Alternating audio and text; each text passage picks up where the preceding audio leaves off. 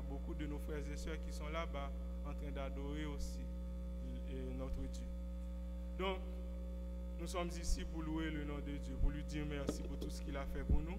Et sur ce, nous allons nous mettre debout et de façon alternative au psaume 29, nous allons pour l'appel à l'adoration.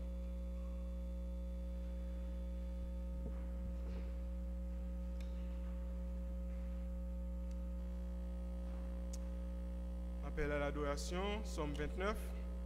Fils de Dieu, rendez à l'Éternel gloire et honneur, rendez à l'Éternel gloire pour son nom. Prosternez-vous devant l'Éternel avec des ornements sacrés.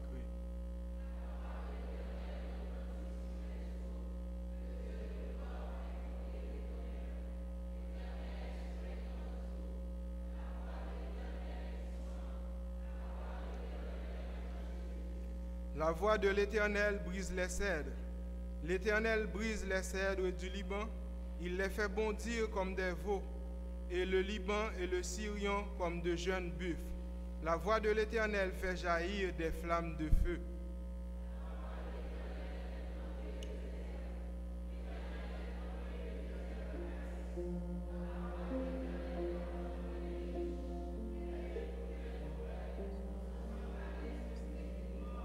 Ensemble, l'Éternel était sur son trône lors du déluge.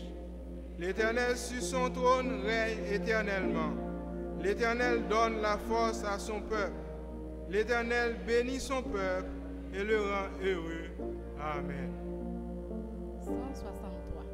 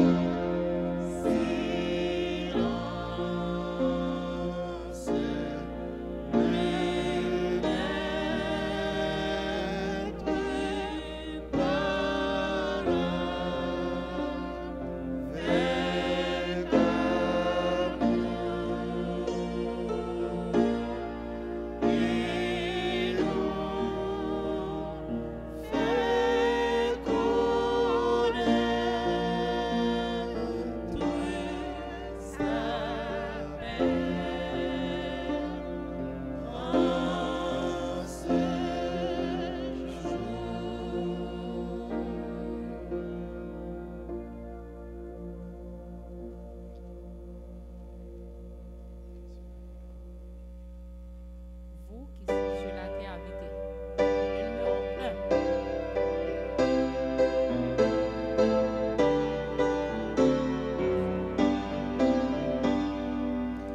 Vous qui sur la terre habitez, chantez à haute voix, chantez, réjouissez-vous au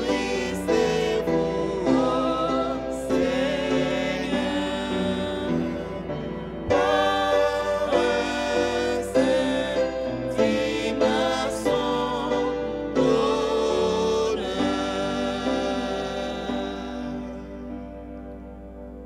Loué sois-tu, mon temps de Père Céleste, pour ton amour, ta grâce manifestée en notre endroit. Ce matin, nous sommes devant toi pour t'offrir un culte d'adoration et que nous t'en prions que toi-même puisses nous parler en ce moment béni, en ce moment solennel. Sois avec chacun des enfants, qu'ils soient réceptifs à ta sainte parole. Nous t'en prions, mon Père Céleste, de vouloir nous visiter, afin que, Seigneur, tu prends plaisir dans le culte que nous allons t'offrir. Assiste-nous du corps commencement jusqu'à la fin. Fais-nous grâce. Pardonne nos fautes, nos péchés. C'est au nom de ton Fils Jésus que nous t'en prions. Amen. Asseyez-vous.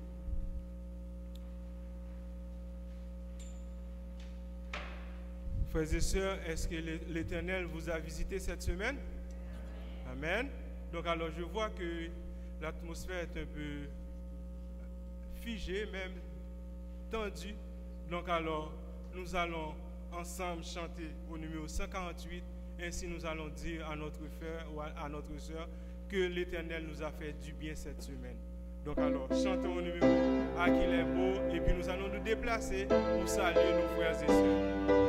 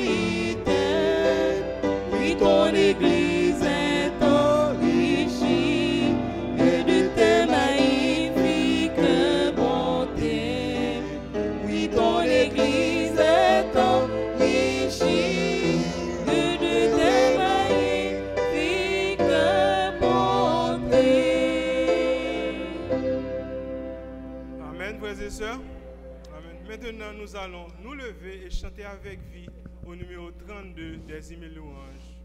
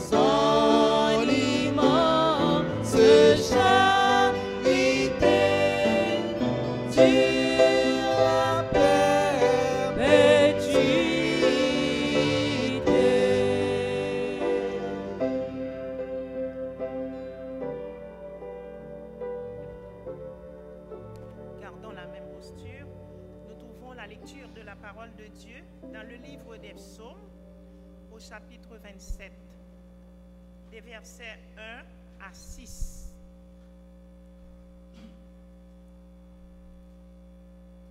Psaume 27, versets 1 à 7, à 6. Je lis pour vous. L'Éternel est ma lumière et mon salut. De qui aurais-je crainte? L'Éternel est le soutien de ma vie. De qui aurais-je peur? Quand des méchants s'avancent contre moi pour dévorer ma chair, ce sont mes persécuteurs et mes ennemis qui chancellent et tombent. Si une armée se campait contre moi, mon cœur n'aurait aucune crainte. Si une guerre s'élevait contre moi, je serais malgré cela plein de confiance. Je demande à l'Éternel une chose que je désire ardemment. Je voudrais habiter toute ma vie dans la maison de l'Éternel, pour contempler la magnificence de l'Éternel et pour admirer son temple. Car il me protégera dans son tabernacle au jour du malheur. Il me cachera sous l'abri de sa tente. Il m'élèvera sur un rocher, et déjà ma tête s'élève sur mes ennemis qui m'entourent. J'offrirai des sacrifices dans sa tente au son de la trompette. Je chanterai, je célébrerai l'Éternel. Que Dieu veuille bénir cette lecture pour l'édification commune de nos âmes. Agenouillons-nous, nous allons prier avec le frère Costel.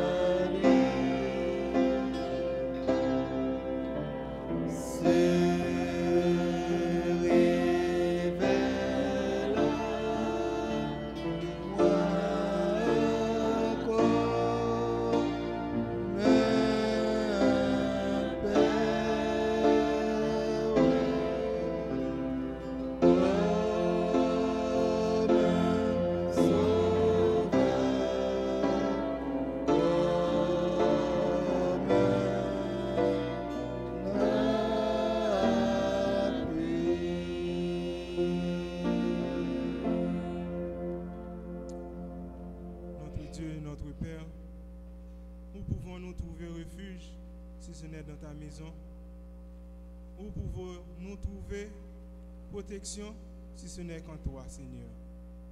Toute la gloire revient à toi et à toi seul. Nous voulons te dire combien tu es bon pour nous, combien tu es digne, combien tu mérites l'adoration. Et nos âmes te louent, te bénissent dès ce que tu nous as créés, dès ce que tu nous as protégés, dès ce que tu nous as permis de faire partie de la famille céleste. C'est une gloire, Seigneur, et nous voulons témoigner ta grandeur partout où nous passons. Nous voulons dire combien tu es bon pour nous, tout ce que tu as fait dans notre vie, depuis notre naissance jusqu'à cette présente minute, et nous te louons, nous exaltons ton saint et grand nom, Seigneur. Nous savons que nous sommes que de pauvres pécheurs, nos lèvres sont impures, nous n'avons rien de bon en nous, mais Seigneur, au nom du sang versé de notre Sauveur Seigneur Jésus-Christ, que tu nous laves, que tu nous purifies et que nos prières montent vers toi et à oser de bénédiction va descendre sur nous, Seigneur. Merci d'avoir été avec nous tout au long de cette semaine. Tu as pris un soin jaloux de nous, nous avons été dans nos activités respectives et ce matin, nous sommes ici pour te louer, te donner gloire, honneur, que toi seul en es digne. Mais il y en a beaucoup de tes enfants qui ne sont pas là avec nous pour te louer, pour rechercher ta sainte présence. Ils sont ou bien à l'hôpital, ou bien à la maison, ou bien avec des difficultés qui ne peuvent pas te louer, Seigneur. Mais dis un mot seulement et tu peux les guérir, tu peux les visiter tu peux les ressourcer pour qu'ils pensent que tu es bon et que tu reviendras bientôt pour les délivrer sur cette terre. Et nous avons cette espérance. Un jour, nous serons avec toi pour t'acclamer comme Sauveur et Roi des rois, Seigneur. Merci d'avoir choisi ton serviteur, frère Reynold Rancy. C'est le premier ancien de l'Église. C'est lui qui doit nous parler ce matin, Seigneur. Et nous savons que tu vas nous parler à travers lui. Et le message que tu lui as confié vient directement de toi, Seigneur. Imprègne-le par ton Saint-Esprit et qu'il nous parle et nous entendons ta voix parler à nos cœurs. Bénis, pardonne, écoute, exauce. Sois avec chacun de nous. Nous réclamons cette grâce. Ce n'est pas en vertu de nos mérites parce que nous n'en avons aucun. Mais c'est au nom et par les mérites de notre Sauveur, Seigneur Jésus-Christ, lui qui vit et qui règne au siècle des siècles.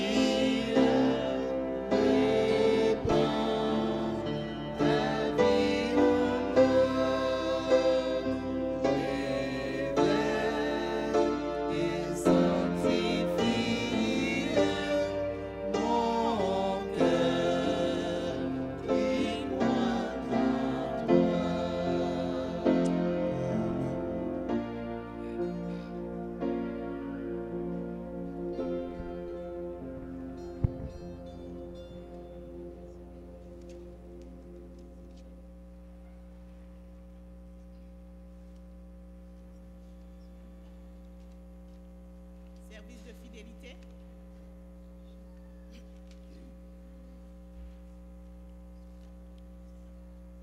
Dans le psaume 24, David montre clairement que la terre et tout ce qu'elle renferme appartiennent à Dieu. Pensez-y, tout appartient à Dieu. Nous ne pouvons prétendre posséder quoi que ce soit sur cette planète. Tout lui appartient. En tant que propriétaire et créateur, Dieu a aussi fait les plans. Il a créé toutes choses pour un but bien précis. Ce but, c'était pour lui procurer la joie et la gloire. Rien n'a changé. Dieu est encore le propriétaire de tout.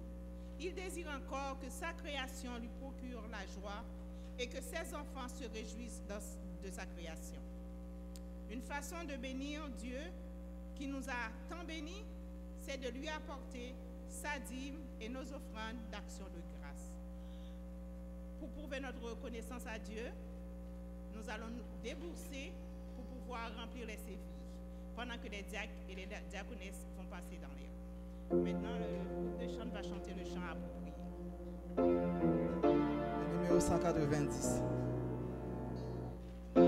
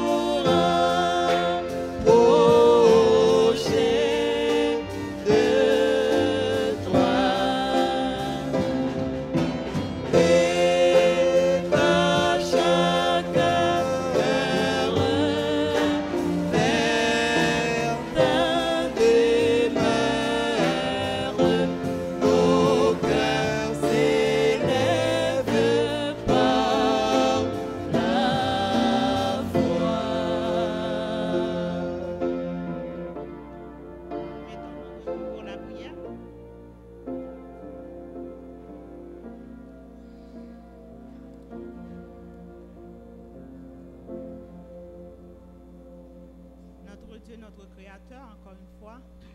Merci pour le souffle de vie que tu gardes encore en nous.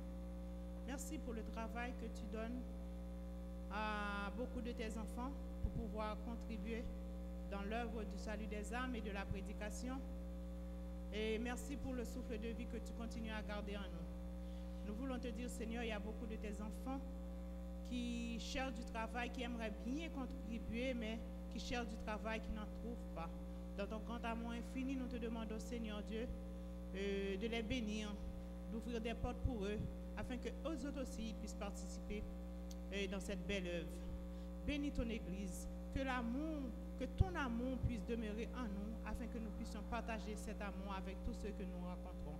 Fais-nous du bien, assiste-nous du haut des cieux, nous t'en supplions, au nom de Jésus. Amen.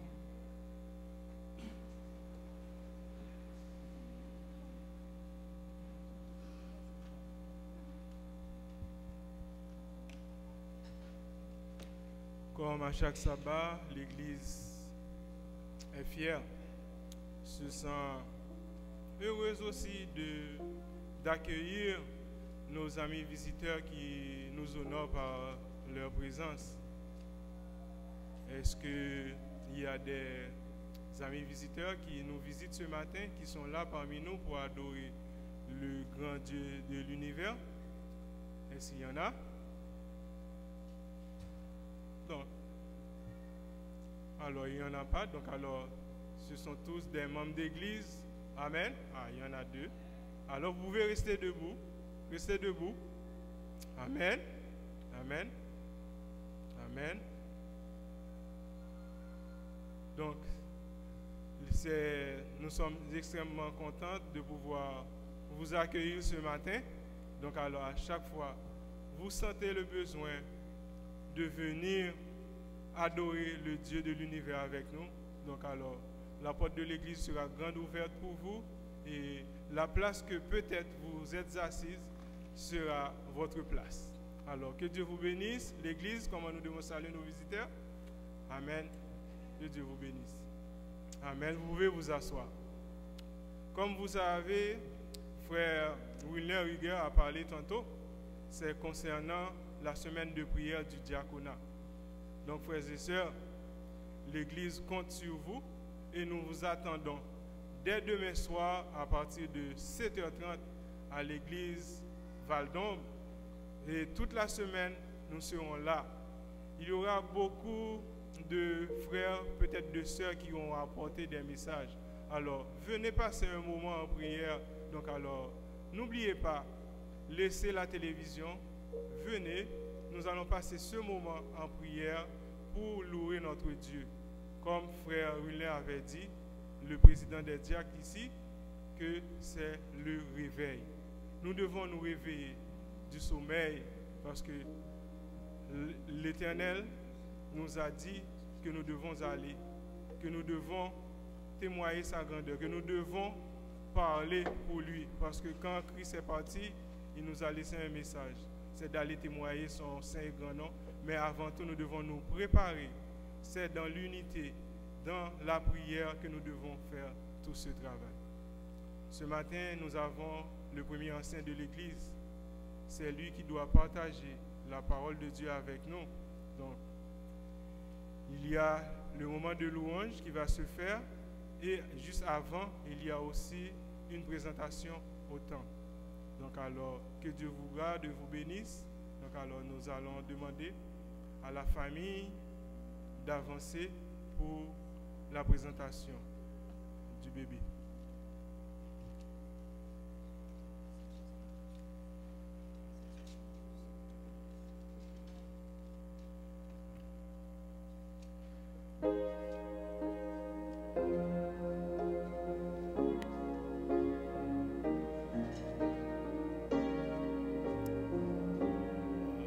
Saluer notre frère Joachim Benjamin, c'est bien ça?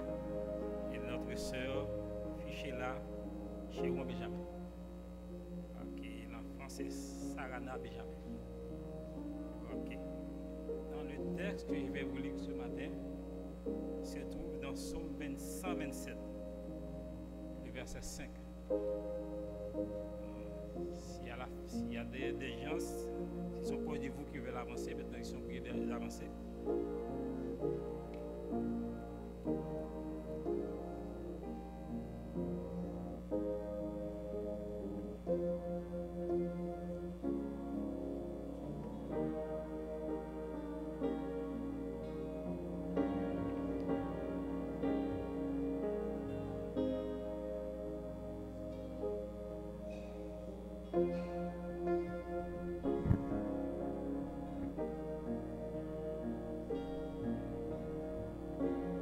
Je vous invite de vous tourner vers moi, s'il vous plaît.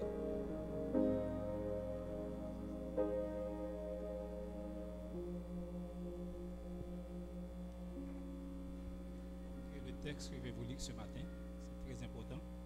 Ça se trouve dans Psaume 127, verset 5.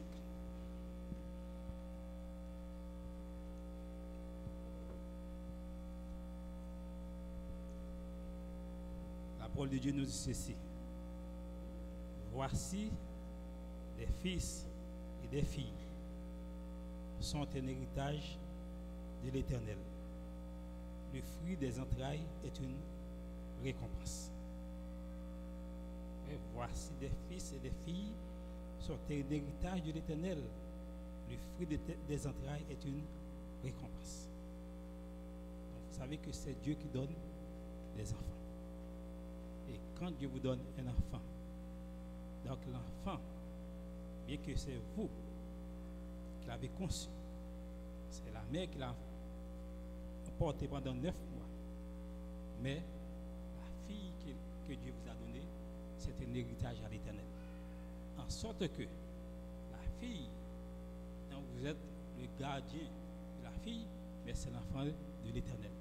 Donc vous avez la responsabilité de prendre soin de votre fille, de l'élever au nom de l'Éternel des armées.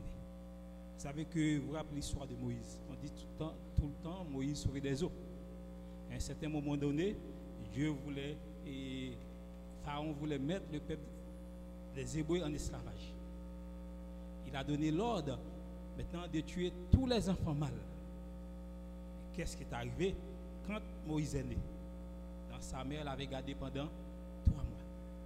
Et après 3 mois, la parole de Dieu nous dit que la mère ne voulant plus garder l'enfant, qu'est-ce qu'elle a fait? Elle a pris une petite caisse et il remplit de bitume, il l'a déposé sur le fleuve au bord de l'eau. Et quand il a vu l'enfant, maintenant, pour faire une histoire courte, la femme de Pharaon envoie quelqu'un aller chercher quelqu'un pour pouvoir élever l'enfant. Et c'était la mère de Moïse qu'on allait chercher et la mère de Moïse continue à allaiter l'enfant. Donc, la mère a préparé l'enfant comme la parole de Dieu a demandé. Nous faisons souvent l'erreur pour dire que oh, l'enfant est petit. Maintenant, laisse-la, quand elle va être grande, nous allons prendre soin de lui, nous allons l'éduquer. C'est une grande erreur. Et pourtant, la Bible dit que nous devons commencer par élever les enfants dès son jeune âge. Nous devons préparer l'enfant dès son jeune âge. Nous devons lui donner beaucoup de bagages pour Dieu. À un certain moment donné, quand l'enfant est devenu grand, il ne va pas céder devant n'importe quoi parce qu'elle est bien préparée. Donc, vous avez pour tâche en tant que parent de bien éduquer l'enfant. Et c'est pourquoi la Bible nous dit que instruire l'enfant selon la voie qu'il doit suivre. Quand il sera grand, il ne se détournera pas. Donc, ça dépend du bagage que vous allez donner à votre enfant en tant que père de famille, en tant que mère de famille, en tant que parent et ami. Vous devez aider à suivre l'enfant et à prendre soin de l'enfant. La première chose, la plus importante, c'est lui donner le bagage. C'est lui faire savoir qui est Dieu, qui est l'Éternel. De bien l'instruire. Vous savez que parfois, l'enfant est grand, quand il arrive au cégep, on commence à dire que maintenant l'homme vient des singes. Si vous n'éduquez pas votre enfant, maintenant, l'enfant va céder. Et vous allez voir l'enfant partir. Et ça vous fera mal au cœur. Donc, vous avez la responsabilité, vous êtes le gardien de votre enfant, de votre fille. Donc, vous avez la responsabilité de prendre soin de votre fille, de pouvoir l'éduquer pour la gloire de Dieu. Et vous allez voir l'enfant qui grandit en sagesse et en grâce devant Dieu et devant les hommes, comme l'enfant Jésus. Donc, prenez votre responsabilité et bien éduquer votre fille Sarana pour la gloire de Dieu. Tandis que nous allons prier, nous allons la présenter au Seigneur. Est-ce que vous allez consacrer votre fille à l'Éternel? Ok, merci beaucoup.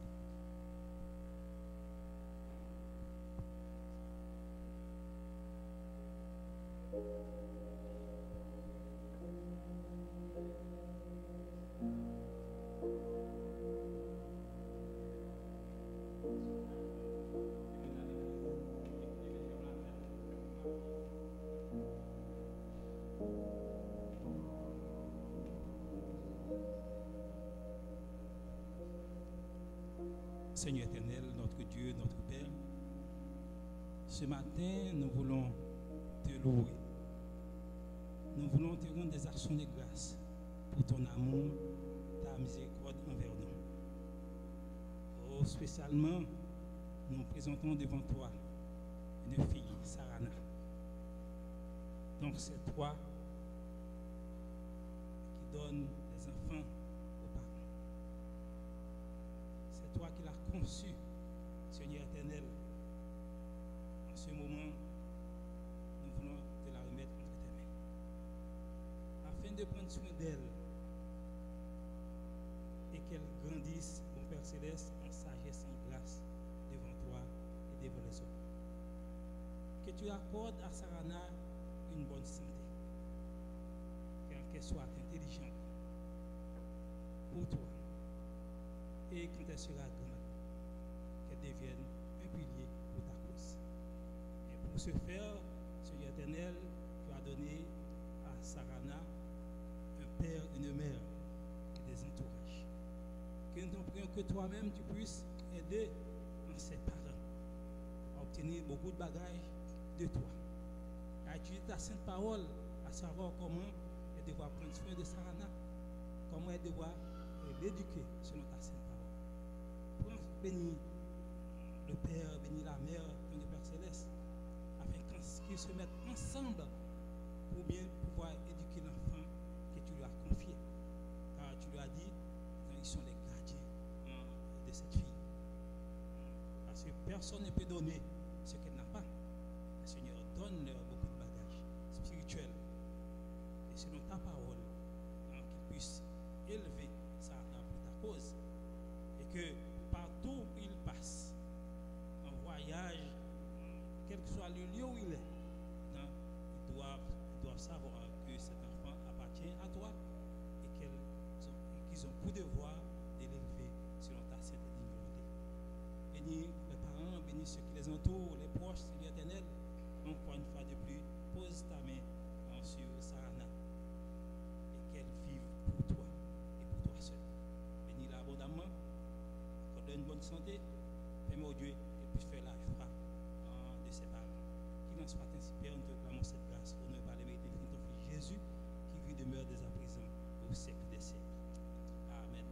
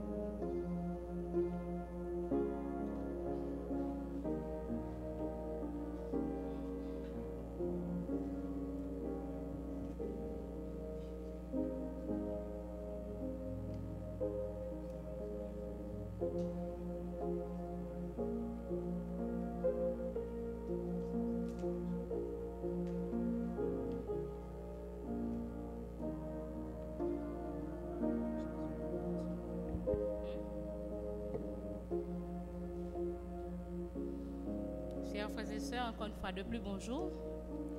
Nous sommes arrivés au moment de la louange. C'est notre moment. Nous allons nous mettre debout et chanter ensemble parce que Dieu a beaucoup fait pour nous pendant cette semaine.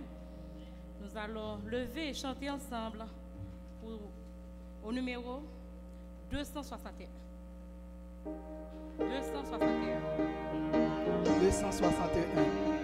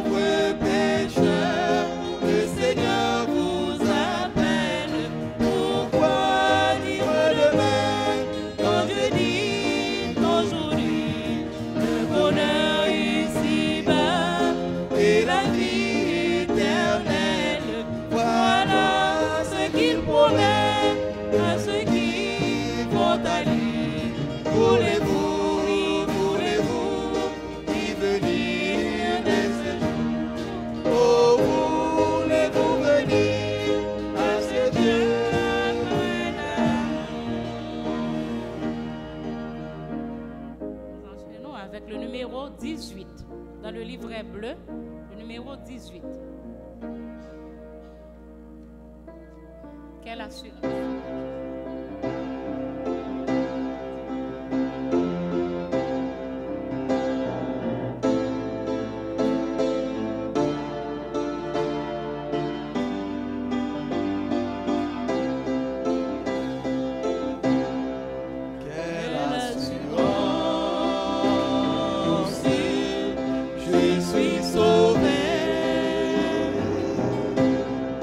Quel avant-goût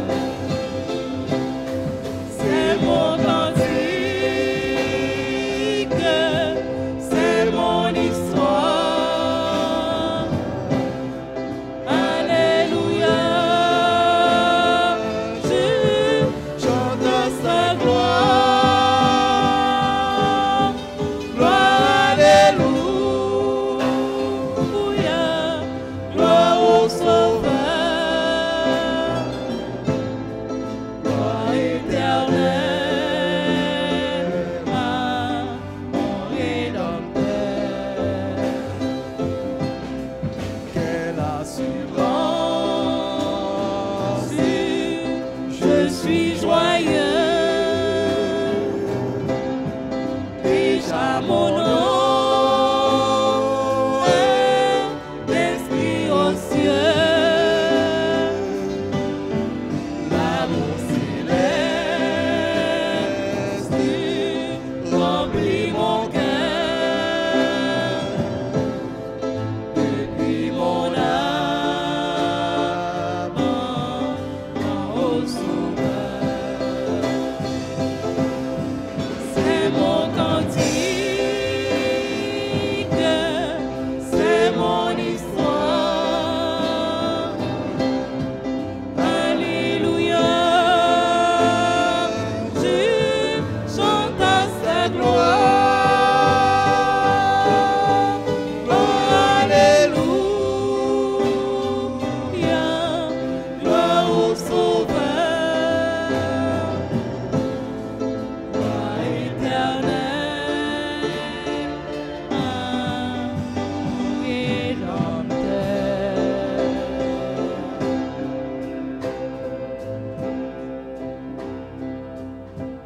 Pour prédisposer l'orateur du jour, nous allons chanter au numéro 465.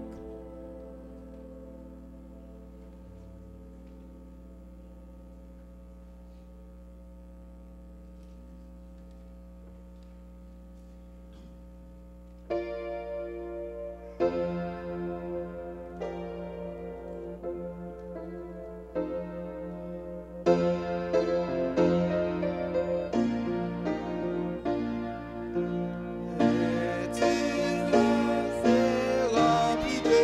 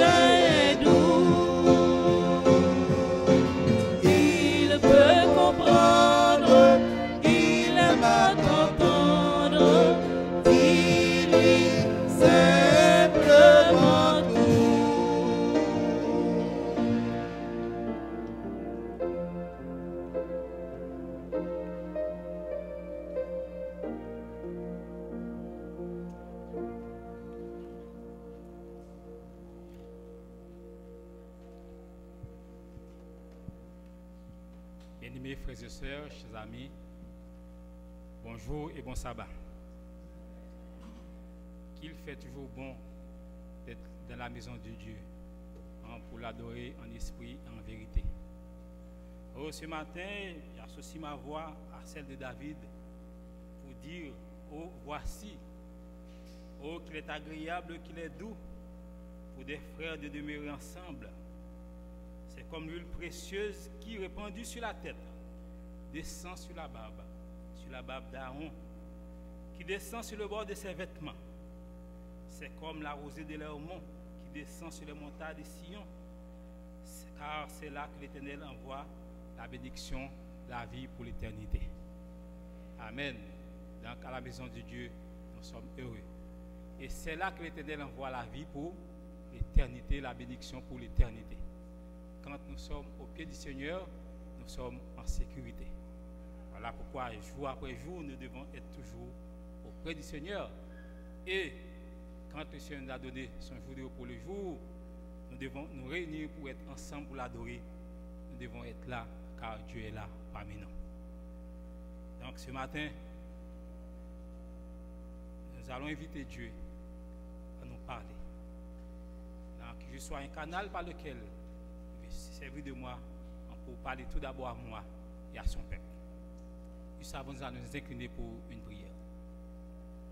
Notre Père Céleste, notre Seigneur, notre Dieu, tandis que nous sommes ici devant toi, ce matin, pour t'adorer, nous t'en prions, bon Père Céleste, d'enlever tout ce qui n'est pas de toi, non, afin que nos cœurs soient aptes à recevoir ta sainte parole et que nous puissions la mettre en pratique.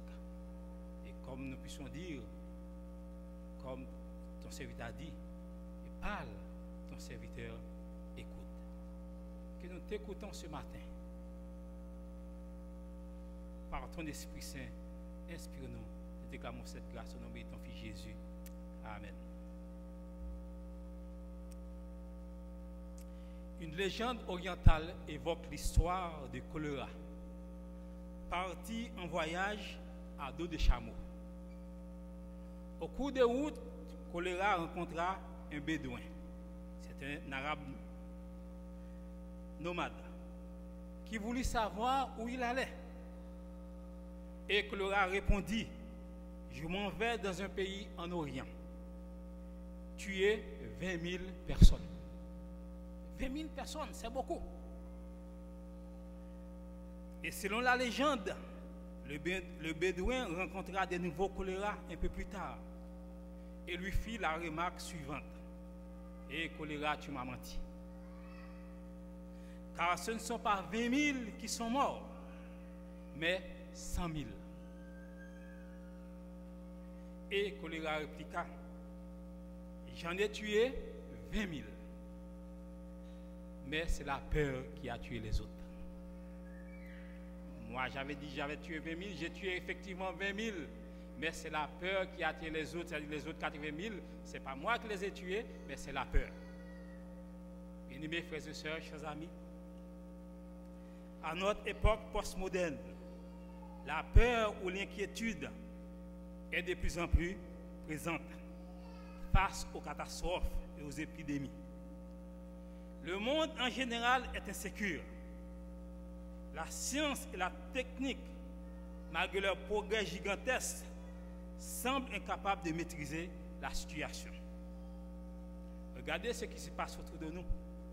Présentement, quand nous envoyons nos enfants à l'école, nous avons peur. On ne sait pas ce qui va se passer. Car ils rentrent partout pour tuer les enfants à l'école. Nous sommes insécures. Et à travers le monde, on n'entend parler que de la paix. Les hommes politiques essaient de tout faire pour établir la paix sur cette planète. Mais la question qui se pose, seront-ils vraiment capables d'arriver?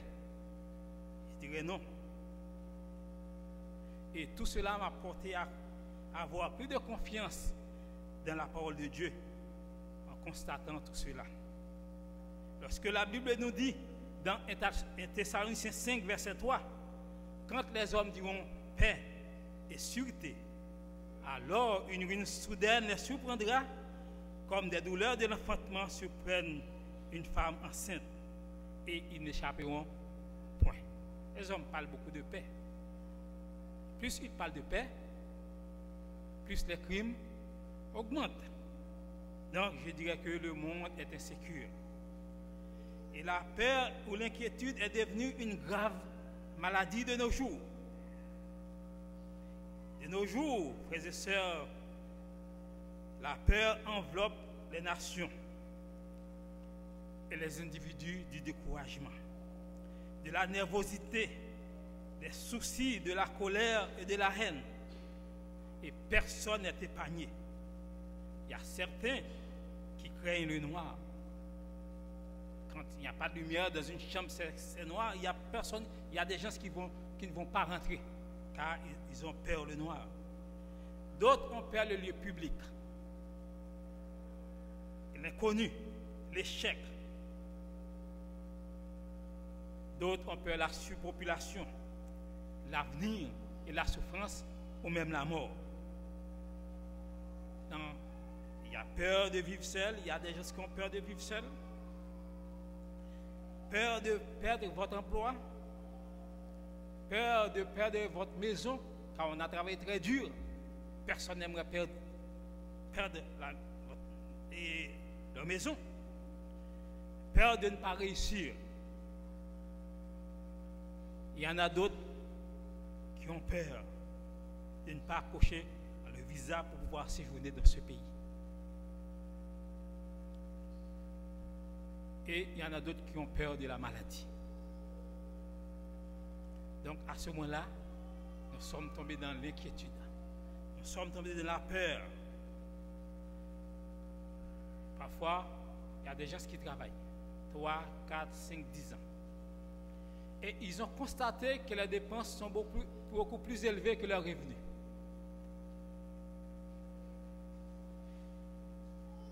Donc, ils vivent à ce moment-là dans l'inquiétude, dans la peur. Ils ne savent pas ce qui va arriver. Et parfois, pour ceux qui ont des parents comme moi en Haïti, quelquefois nous avons peur. Si toutefois on fait appel à nous, qu'est-ce qu'on va faire? Car nous ne sommes pas prêts. Tout cela nous fait tomber dans l'inquiétude, dans la peur.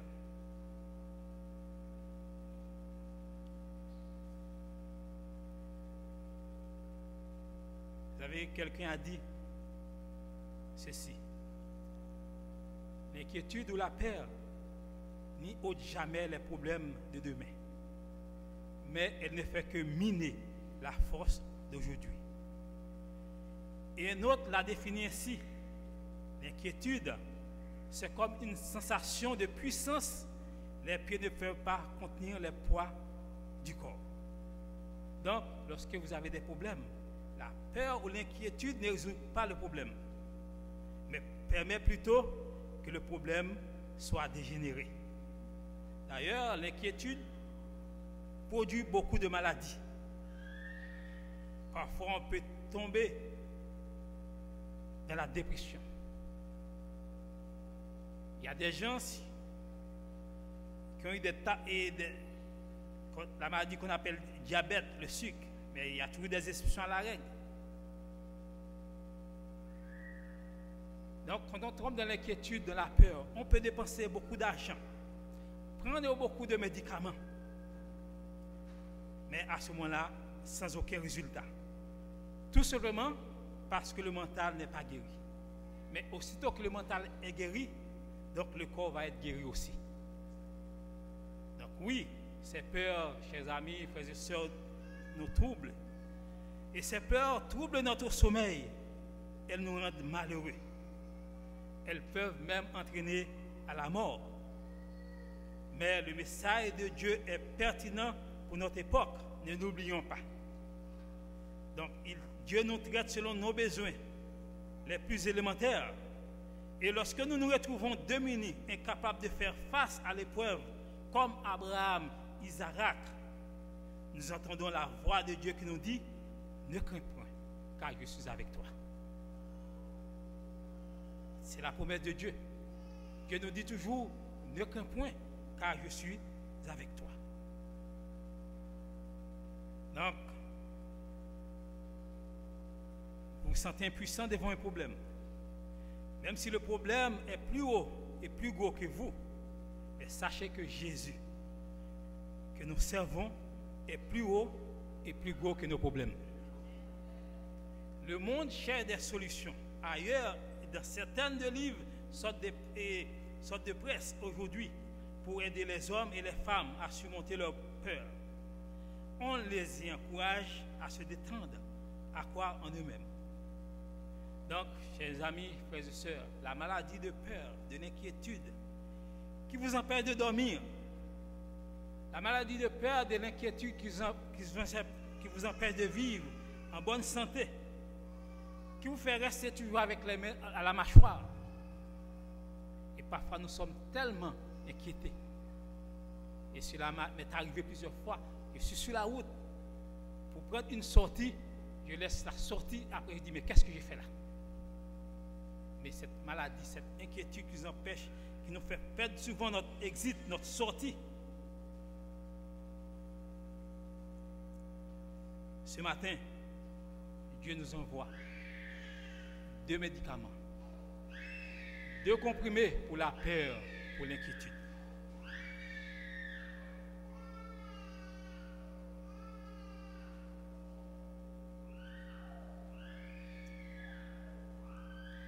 Je reprends, frères et sœurs, chers amis,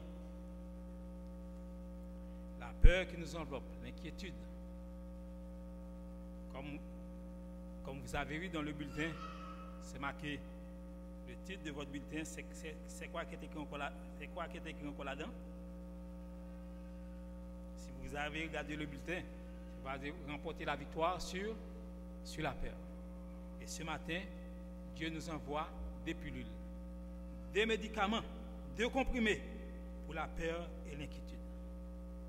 Et le premier comprimé que Dieu nous envoie s'appelle la foi. La foi. Comme le chant nous dit, oh, la foi fait tomber sous nos yeux les plus fortes murailles. La foi nous rend victorieux et gagne les batailles. Donc, lorsque nous ressentons dans l'amour pour Jésus, notre amour pour lui et son amour parfait bannissant la crainte, la communion quotidienne avec Jésus, quand nous pensons à lui, méditons et le recevons dans notre cœur. Jésus nous remplit d'amour et Jésus nous fortifie notre foi, chassant toute peur de notre cœur. Donc l'inquiétude, étant, on constate qu'elle est une maladie qui ravage le monde et rentre même dans l'Église aujourd'hui. Donc, nous avons vu, il y a une relation entre la foi et l'inquiétude. Donc, c'est-à-dire que la relation qui existe entre la foi et l'inquiétude, entre la peur, quand notre peur augmente, c'est parce que notre foi diminue. Et quand notre foi augmente, notre peur diminue.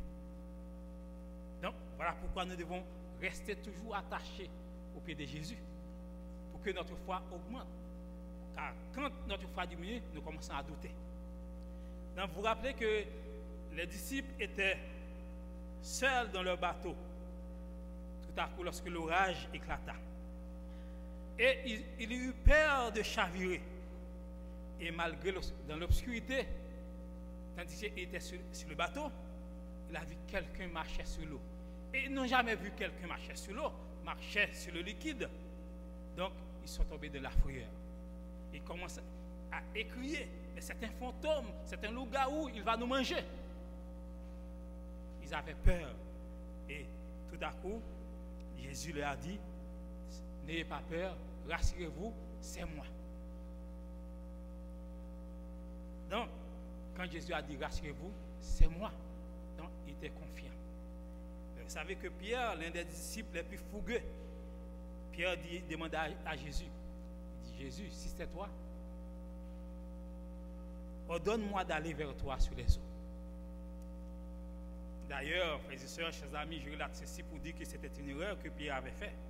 Puisque Jésus a dit c'est moi, pourquoi on ne croit pas? On ne devrait pas dire c'est toi, car Jésus a dit que c'est moi, rassurez-vous. Mais quand même, Jésus a dit que vous pouvez venir me trouver, mais à condition que vos yeux soient sur moi. À condition que vous fixez votre regard sur moi. Non, fixez le regard sur Jésus, frères et sœurs. Trop souvent, on a tendance à fixer nos regards sur quelqu'un d'autre. Sur un mari, sur une femme, sur un président, sur un ministre. Mais Dieu nous dit ce matin, nous devons fixer nos regards sur Jésus et sur Jésus seul. Fixer nos regards sur Jésus. Et Pierre fixa son regard sur Jésus et Pierre commença à marcher sur l'eau. Pierre se mit à marcher sur l'eau avec assurance. Et tout d'un coup, qu'est-ce qui est arrivé? Pierre marcha. Et en marchant sur l'eau, maintenant, sa foi diminue et sa peur augmente. Et Pierre commence à enfoncer et Pierre s'écria, Seigneur, sauvez-moi. Parce qu'à ce moment-là, il détourna son regard sur Jésus. Vous savez que théoriquement, mer symbole d'épreuve, symbole calamité. Et Pierre pensait tout ça. Vous savez qu'en dessous de l'eau, il y a de gros poissons, des requins, de la baleine, tout ça. Et Pierre marchait sur eux, sur les gros poissons, sur les baleines, sur les requins. Donc, le son que nous avons tiré, chers amis. Comme Pierre marchait sur les gros poissons, sur les baleines, sur les requins, il vous dit au nom de Jésus, vous avez le pouvoir de marcher sur vos problèmes. Quel soit le problème que vous avez, Dieu vous donne la possibilité de marcher sur vos problèmes et de remporter la victoire. Mais faites confiance à Jésus. Et quand Pierre criait, Seigneur, sauvez-moi, immédiatement Jésus saisit sa main et lui dit, homme de peu, de foi, pourquoi as-tu douté? Parfois nous faisons comme Pierre, frères et sœurs. Quand les soucis surviennent, nous lui ressemblons. Nous regardons les vagues au lieu de fixer nos regards sur Jésus. Et grâce aux circonstances de la vie, il nous prépare aux événements à venir. Donc c'est notre réaction face aux épreuves quotidiennes qui détermine si nous serons vaincus ou victorieux dans la grande crise de la vie. Donc la peur est l'antithèse de la foi. La foi en Jésus nous permet de remporter la victoire sur la peur. Donc, comme nous dit la Bible, la victoire qui triomphe du monde, c'est notre foi. Et Jean 5, verset 4. Mais le doute paralyse, mais la foi vivifie. La réconciliation qu'elle opère entre nous et Dieu est source de pardon, de paix et de vie éternelle. Vivez sans crainte, frères et sœurs. Que votre peur se change en foi. Que le doute fasse place à l'espoir. Que votre faiblesse soit transformée en force. Et que le péché soit supplanté par l'obéissance, la justice et la paix. Et Pierre criait, Seigneur, sauvez-moi. Disons que parfois, Pierre, il doutait. Mais pour comprendre quelqu'un, nous devons nous mettre à sa place. Mettons-nous à la place de Pierre. Pierre n'a jamais vu quelqu'un marcher sur l'eau. Et tout à coup, Pierre commence à marcher sur l'eau. Dans c'est ce qui lui tout. Maintenant, il commençait à tourner le regard pour regarder les autres. Et parfois, Dieu nous donne un bienfait. Au lieu de fixer nos regards sur Dieu pour lui dire merci, maintenant nous recommençons à regarder autour de nous. Donc, notre tête commence à s'enfler. Et qu'est-ce qui est arrivé à Pierre? Et qu'est-ce que nous faisons aussi? Pierre avait l'habitude de nager horizontalement, mais il n'a jamais marché sous l'eau. Donc, en marchant sous l'eau, il regardait aux autres disciples. Lui, il marchait, les autres ne marchaient pas. Donc, quand Dieu nous donne quelque chose, nous devons lui rendre gloire, honneur. Nous devons le salmodier jour après jour, mais ce n'est pas regarder aux autres. Ce n'est pas nous comporter comme supérieurs aux autres. Donc, nous avons un exemple de foi dans la Bible, frères et sœurs. Il y en a beaucoup, mais nous allons prendre un exemple de foi. Il y avait un homme qui s'appelait Jairus. Jairus avait une fillette de 12 ans. Et cette fillette faisait la joie de la maisonnée et du cœur de son père Jairus. Et Jairus était un homme respecté en tant que chef de la synagogue. Et tout à coup, la fillette contracta une maladie étrange.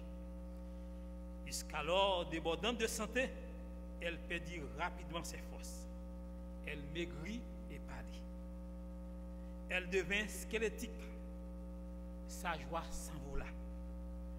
Les meilleurs médecins de la région, au désespoir de Jairus, durent renoncer à trouver un remède efficace.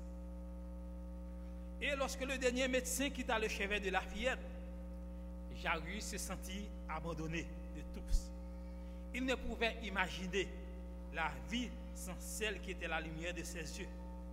Dans son cœur de père, sentit qu'il mourrait près de sa fille. Et à ce moment-là, Jésus venait justement de revenir à Capernaum. Jairus l'avait appris. Bien qu'en tant que chef de la synagogue, il n'était pas bien pour lui qu'il parle avec le maître. Il partit à sa recherche. Et en voyant Jésus, il se jeta à ses pieds. Et sans s'occuper de ce que diraient les passants surpris, il ouvrit son cœur déchiré et supplia Jésus de guérir sa fille. Parfois, nous voulons faire le bien. Mais à cause de que dirait-on, que diraient les autres, nous ne prenons pas la bonne résolution. Donc, Jairus, lui, qui l'a fait, il s'en fout de tout le monde. Il est allé auprès de Jésus pour trouver solution pour sa fille. Au même moment, tandis que Jairus supplia Jésus de guérir sa fille, au même moment, des messagers arrivèrent et dirent à Jairus: oh Jairus, ta fille est morte. Oh, Jairus eut l'impression qu'une épée lui traversait le cœur. Alors Jésus lui dit: n'aie pas peur, crois seulement, et elle sera sauvée. Et avec quelques disciples, Jésus entra dans la maison de Jairus. Il vit le visage de la fillette. Elle était étendue, inerte sur le lit. Elle est morte, lui dirent les membres de la famille entre les sanglots. Et Jésus leur répondit: elle n'est pas morte, elle dort. Vous savez, il y a toujours des incrédules. Et les incrédules se gossèrent. Le maître s'approcha alors du lit de la fillette et lui dit: mon enfant, réveille-toi. Et en traversant cette expérience déchirante, Jairus comprit qu'il y a dans la vie des choses plus importantes que les biens matériels. Et la position sociale. Parfois, notre position sociale nous empêche de faire le bien. Notre position sociale nous empêche d'aller vers Jésus. On nous prend comme des arriérés mentaux. Il y a beaucoup de gens, ceux qui ont beaucoup d'argent, quand ils rencontrent un chrétien, ils prennent les chrétiens pour un arriéré mental. Ce sont des hommes sans intelligence. Et bien que Jairus avait compris, dans la vie, il y a des choses plus importantes que les biens matériels et la position sociale. Toutes ces richesses réunies, toute son influence qu'il avait, tout son pouvoir n'aurait pas pu rendre la vie de sa fillette.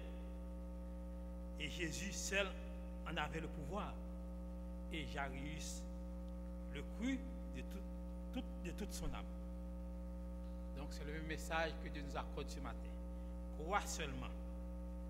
C'est tout ce que demanda Jésus. Et elle sera sauvée. Donc en affrontant une situation difficile, aussi douloureuse qu'elle soit, souvenons-nous des paroles de Jésus. Celle qu'il adressa à Jairus: crois seulement. Agenouillons toujours devant Jésus. C'est lui qui donne la vie et c'est lui qui remporte la victoire sur la mort. Donc allons toujours auprès de Jésus et Jésus va nous rendre victorieux. Nous allons remporter la victoire, quelles que soient les épreuves que nous confrontons. Donc j'avais dit que Dieu nous envoie ce matin 2 comprimés, 2 médicaments. Le premier médicament, c'est la foi. Donc la foi nous rend victorieux. Avec la foi, nous allons rapporter la victoire sur nos problèmes, sur nos échecs. Donc avec la foi, donc, Dieu va nous rendre victorieux. Dans le deuxième médicament que nous allons voir ce matin, dans Philippiens 4, verset 6, la parole de Dieu nous dit ceci: ne vous inquiétez de rien, mais en toute chose, faites connaître vos besoins à Dieu par des prières et des supplications avec action de grâce. Donc, le deuxième médicament, c'est la prière. Le premier médicament, c'est la foi. Le deuxième médicament, c'est la prière. Dans le ministère de la guérison, à la page 440, la servante du Seigneur nous dit ceci: nous n'apprécions pas suffisamment la puissance et l'efficacité de la prière. Donc la prière et la foi peuvent faire ce qu'aucune puissance humaine ne saurait accomplir. Et quelqu'un a dit: la prière est plus efficace qu'une arme nucléaire, plus puissante qu'une bombe atomique, car une bombe atomique peut détruire une zone ou un endroit différent quelconque. Mais la prière ferme le ciel et ouvre le ciel. La prière est la source de la délivrance. Pourquoi nous allons avoir un exemple dans la Bible, les effets, les bienfaits de la prière. Vous vous rappelez dans 2 Chroniques 20, dans 2 Chroniques 20, donc 2 Chroniques 20, dans ce chapitre, nous avons vu que le roi Josaphat tomba dans la frayeur. Il tomba dans la frayeur. Pourquoi? Parce qu'on lui avait annoncé que 3 armées se mettaient ensemble. Ils faisaient coalition pour attaquer l'armée d'Israël. Et quand le roi Josaphat passa en revue son armée, il a vu numériquement que le nombre de ses soldats est inférieur à ceux des autres armées. Et la Bible nous dit que dans 2 Chroniques 20, une multitude nombreuse s'avance contre toi depuis l'autre côté de la mer, depuis la Syrie, et ils sont à Tasson Tamar, qui est en Engedi. Et au verset 3, la parole de Dieu nous dit que dans sa frayeur, Josaphat se disposa à chercher l'Éternel. Il se disposa à chercher l'Éternel. Frères et sœurs, chers amis, l'autre leçon que nous devons tirer: lorsque nous avons un problème, ce n'est pas plein pour nous plaindre, c'est la prière pour nous la prier.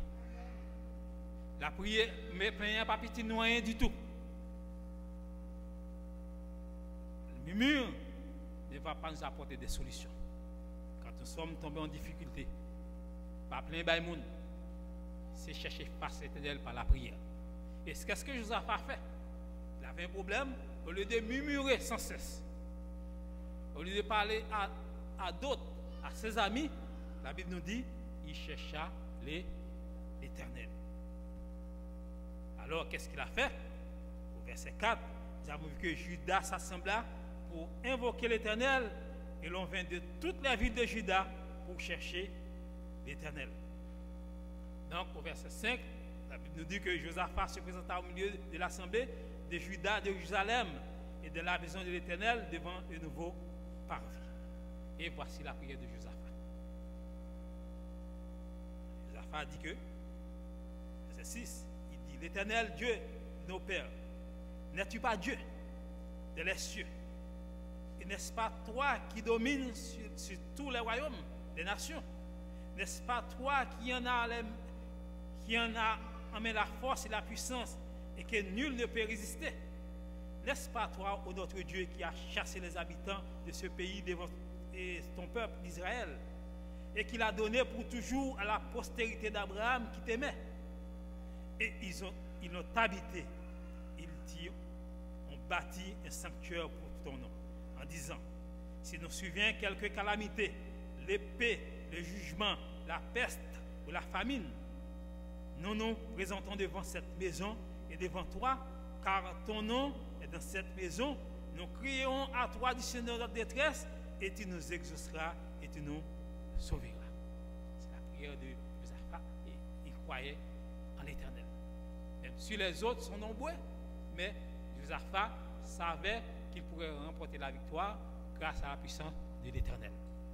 Donc, quand nous sommes en difficulté, donc Dieu a mis tout à notre disposition pour remporter la victoire, à condition que nous cherchions la face de l'Éternel. Donc, Josaphat a fini de prier. Il n'a même pas fini de prier. Comme on dit, maintenant, prier à descendre, prier à monter, grâce à descendre. Qu'est-ce que Josaphat a vu? Et, juste avant, Josaphat croyait dans la parole de Dieu. Il croyait dans la parole de Dieu. Dans le psaume favori de David, comme notre sœur nous avait lu, Josaphat croyait que l'Éternel est ma lumière et mon salut. De qui aurais-je crainte? L'Éternel est le soutien de ma vie. De qui aurais-je peur? Quand les méchants s'avancent contre moi pour dévorer ma chair, ce sont mes persécuteurs et mes ennemis qui chancellent et qui tombent. Si une armée se compare contre moi, mon cœur n'aurait aucune crainte. Josaphat savait cela. Il savait cela.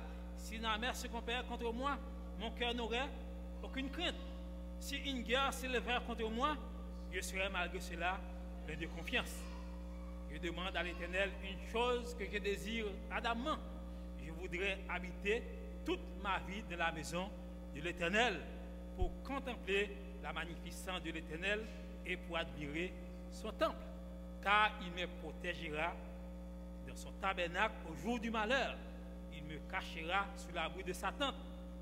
Il m'élèvera sur un rocher et déjà ma tête s'élève sur mes ennemis qui m'entourent. Je ferai des sacrifices dans sa tente au son de la trompette. Je chanterai, je célébrerai l'Éternel. Alléluia. Josaphat croyait dans la parole de Dieu. Il n'a même pas fini de prier. Qu'est-ce que Josaphat a vu? Donc, les armées, tandis qu'il allait attaquer les armées d'Israël, ils s'entretuaient. Ils s'entretuaient, l'un a tué l'autre. L'un a tué l'autre, donc, parce que l'Éternel a envoyé un message à Josaphat. Il a dit à Josaphat que soyez attentifs par le prophète Zachariel. Il dit, soyez attentifs, tout Juda et habitants de Jérusalem, et toi, roi Josaphat. Ainsi vous parlez l'Éternel, ne craignez point et ne vous effrayez point devant cette multitude nombreuse, car ce ne sera pas vous qui combattez, ce sera Dieu. Ce sera Dieu. En d'autres termes, bataille là pas pour vous, c'est bataille là c'est pas. Bataille là pas pour vous, c'est bataille l'Éternel que lié. Non, parfois nous sommes tombés dans une situation, remettez les choses à l'Éternel, frères et sœurs, car bataille là pas pour vous, c'est pour l'Éternel. Bien souvent, parfois Dieu ne nous répond pas parce que nous mettons Dieu de côté. Nous voulons agir avec notre propre force. Et à ce moment-là, qu'est-ce que Dieu fait? Il nous regarde. Il sait que nous ne pouvons pas faire tout seul. Non, nous essayons de tout faire pour nous-mêmes. Et c'est quand nous commençons à échouer, à ce moment-là que nous cherchons l'Éternel. Mais Josaphat, lui, qu'est-ce qu'il a fait? La première chose, il a cherché l'Éternel. Et l'Éternel a dit que ce n'est pas vous qui allez combattre, mais c'est moi. Bataille là, ce n'est pas pour vous, c'est pour moi. Donc, encore une fois, quand vous tombez dans une situation, sachez que le problème n'est pas à vous, le problème est pour l'Éternel. Remettez à l'Éternel le problème, vous allez voir comment l'Éternel va réagir. Donc, quand vous priez, donc on dit en créole, priez pour monter la grâce là, à descendre. Donc, sans Josaphat pas gourmet, sans Josaphat pas bataille, c'est le où tout le monde a terre. Et on a tué l'autre. Donc, l'autre leçon que nous devons tirer, frères et sœurs. L'autre leçon que nous devons tirer. Nous ne devons jamais attaquer le serviteur de l'Éternel. On ne devrait jamais attaquer le serviteur de l'Éternel. On n'attaque pas celui qui prie de l'Éternel. Et même si nous ne sommes pas bon, ça que nous devons faire pour lui, c'est de prier pour lui. Allez lui voir, lui conseiller avec sagesse, mais n'attaquez pas le serviteur de l'Éternel. N'attaquez pas dans les hommes qui prient puis de jour après jour. Quand nous attaquons ces hommes-là, maintenant, ce n'est pas à lui que nous attaquons, mais c'est à Dieu lui-même. Et personne ne pourra faire face à l'Éternel. Donc, je répète encore, même si le serviteur d'Éternel, même si c'est un serviteur qui n'est pas correct, il n'est pas bon, c'est à lui avoir du courage, à lui parler, lui conseiller avec sagesse, mais ne l'attaque pas. Donc, les hommes voulaient attaquer Josaphat, mais à ce moment, c'est en vain qu'il attaquait Josaphat. Vous allez voir que comment Dieu a pu remporter une victoire. Donc, le premier médicament, c'est quoi? La prière et la foi. Le deuxième médicament, c'est la prière. Donc, je vous donne une expérience de quelqu'un qui n'avait pas les deux. Quelqu'un qui est à l'église, qui ne prie pas et qui n'a pas la foi. C'est une expérience que j'ai racontée longtemps. C'était un mercredi soir à Saint-Léonard. Longtemps. Je voulais le raconter. C'était une dame, une protestante. Vous savez que dans le temps, je ne sais pas si l'on fait encore aujourd'hui. Donc chaque 4 heures du matin, c'est cette personne-là qui nous annonce l'heure. Quelqu'un se présente au bout d'un carrefour dit que maintenant il croit en Jésus, maintenant il faut convertissez-vous, croire au Seigneur Jésus et vous serez sauvés. Chaque matin à la même heure, cette dame est dans le carrefour. C'est une histoire vraie.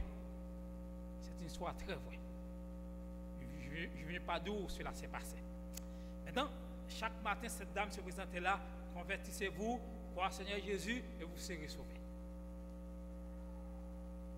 C'est une bonne chose qu'elle faisait. Mais par contre, il y avait quelqu'un qu'on appelait Tichif. Tichif. Pourquoi on l'appelait Tichif? Parce que ces hommes-là, le soir, ils jouaient partout. Maintenant, c'est à 1h, 2h du matin, parfois 3h qu'il allait se coucher. Ses amis le connaissaient, c'est pourquoi on l'appelait Tichif. Il dort très tôt, il dormait très tôt. À peine couché pour te dormir, à ce moment-là que la dame est venue. Alors ça l'avait beaucoup dérangé. Elle ne pouvait pas dormir. Donc, il a dit que je dois trouver une solution avec cette dame. Parce qu'il faut que je dorme. À chaque fois qu'il arrive pour dormir, chaque jour. Donc, la femme commençait à prêcher et la femme criait très fort. Convertissez-vous, laissez pécher, toutes sortes de choses. Donc, Tichif ne pouvait pas dormir. Qu'est-ce que Tichif a fait? Tichif, lui, il s'est arrangé. Il a trouvé une robe noire, un vieux chapeau noir, un bâton. Et un matin, lorsque la dame commençait à parler au bout de ce carrefour, Tichif prend son bâton, il mettait son robe noire, il commençait à marcher de bas, il s'avançait sur la dame. Et quand la dame l'a vu venir, à ce moment-là, frères et sœurs, la dame récitait toutes les psaumes de la Bible. C'est lui qui demeure sur la boue du très haut, repose à l'homme du puissant, l'Éternel mon berger. Tichif marchait. Tichif marchait sur la dame. Et quand la dame l'a vu venir réellement, maintenant, la dame criait « En moi !» Il a pris la fuite. La dame a pris la fuite. Et Tichif, s'il racontait ça, Tichif a dit que je savais que la dame n'allait pas courir. Parce que Tichif, il était vagabond réellement, mais il croyait en la puissance de Dieu. Il disait, maintenant, la dame a fait honte, parce qu'il croyait qu'il n'allait pas courir. Donc, Tichif a dit que cette dame n'avait pas de foi. Et depuis lors, Tichif dormait tranquillement. Est-ce que nous avons de la foi? Parfois, cette histoire peut faire rire. Mais si c'est nous que cela est arrivé, est-ce que nous allons rester ou bien nous allons courir? Allons-nous prendre la fuite ou bien allons-nous rester? Donc, premièrement, Tichif a dit de sa propre bouche, cette dame n'avait pas la foi. Et cette dame ne priait pas assez. Parce que dans sa tête, la dame allait rester, c'est lui qui allait retourner. Mais la dame criait en moi, il courait. En tant que chrétien, frères et sœurs, parfois nous faisons face à des obstacles. Allons-nous courir ou bien nous croyons-nous dans ce que nous disons? Croyons-nous en la puissance de l'Éternel? Et allons-nous remettre notre sort à l'Éternel? Vous savez que quand nous faisons confiance à l'Éternel, donc il nous donne notre victoire est toujours assurée en lui. Nous savons, frères et sœurs, chers amis, parfois nous faisons des obstacles, nous passons par des moments très difficiles. Mais l'Éternel peut jeter la confusion dans le camp ennemi. Si nous avons des ennemis, l'Éternel peut jeter la confusion. Comme ils se jetèrent l'un contre l'autre, nous n'avons rien à peur. Comme le roi n'avait levé un petit doigt, donc Dieu peut nous donner la victoire. Car la Bible nous dit, toute âme forgée contre toi sera sans effet. Toute âme forgée contre toi sera sans effet. N'oubliez pas, c'est Dieu qui a le contrôle de tous les événements. Dieu a le contrôle de toutes les situations. Même si nous voyons que la mer est agitée, le bateau est sur le point de s'effondrer, mais quand Dieu est là, rien ne sera arrivé. Quand Dieu prend le contrôle de notre vie, même si le monde est en récession, soyez sans crainte, car Dieu prend soin de nous. Dieu prend soin de nous. Donc, quelquefois, nous nous trouvons dans des situations difficiles. Frères et sœurs, chers amis, Dieu peut nous consoler. Les hommes peuvent nous apporter des paroles de réconfort, mais Dieu seul peut nous sécher nos larmes. Dans des situations difficiles nous nous trouvons, tout ce qu'on peut faire, c'est de remettre tout à Jésus et lui dire tout, comme nous venons de chanter. Oui, dis tout à Jésus. Car, comme le chant nous a dit, le dernier chant nous a chanté, que faut-il faire quand l'adversaire se dresse souvent devant mes pas, lançant des flèches, ouvrant des brèches, m'entraînant où je ne voulais pas? Dis tout à Jésus, car tu ne peux porter tout seul tes fardeaux. Donc il y a des situations où nous sommes, on ne peut pas porter réellement tout seul les fardeaux. Nous devons les remettre à Jésus. C'est Dieu seul qui peut nous délivrer et il nous délivrera de toute manière en lui faisant confiance. Donc, chers amis, ne vous inquiétez de rien, mais en toute chose, faites connaître vos besoins à Dieu par des prières, des supplications et avec action de grâce. Donc, deux compromis pour la peur, pour l'inquiétude, la foi et la prière. Que le Seigneur nous bénisse tous.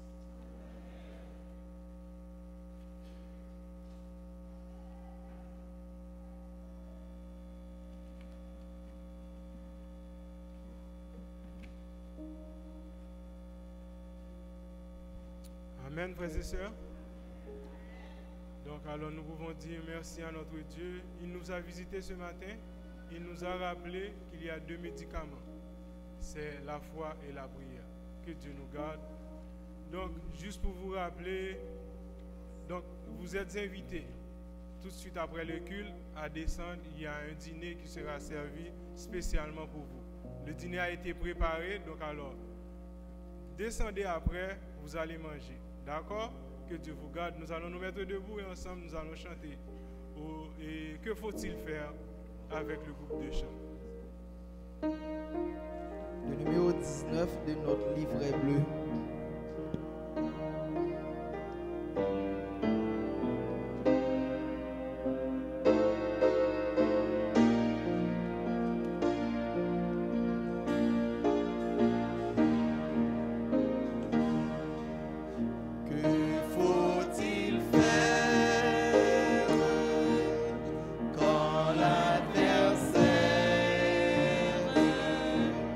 Se dresse sous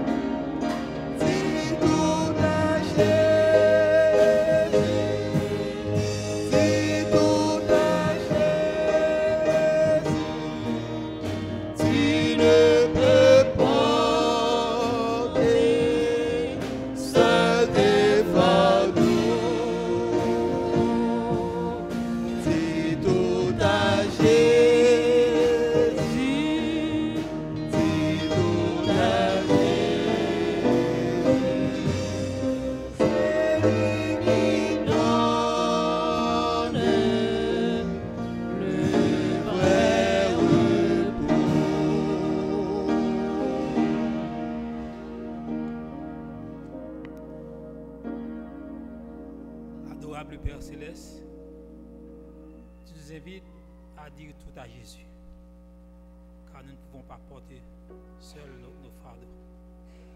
Tu nous invites à les déposer au pied de la croix. Aide-nous à faire confiance, à te faire confiance, aide-nous à fixer nos regards sur toi et sur toi seul pour pouvoir remporter la victoire.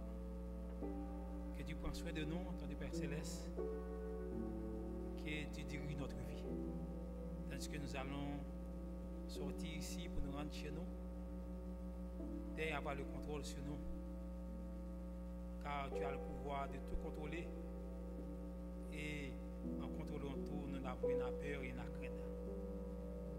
Que tu sois avec nous, non seulement pour ce midi, mais pour le restant de notre vie, en te disant tout, quel soit le fardeau, nous devons les porter à toi. Seigneur éternel, envoie-nous avec ta paix et ta grâce. Nous te clamons cette grâce au nom de ton Fils Jésus qui vit demeure dès à présent et au siècle des siècles. Amen.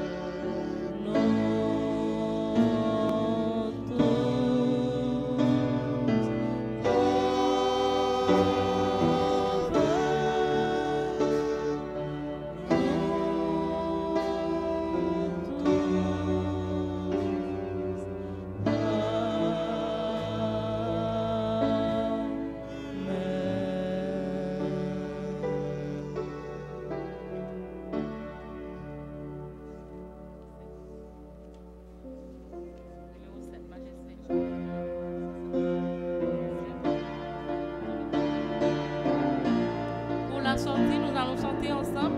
Nous allons chanter le numéro 7.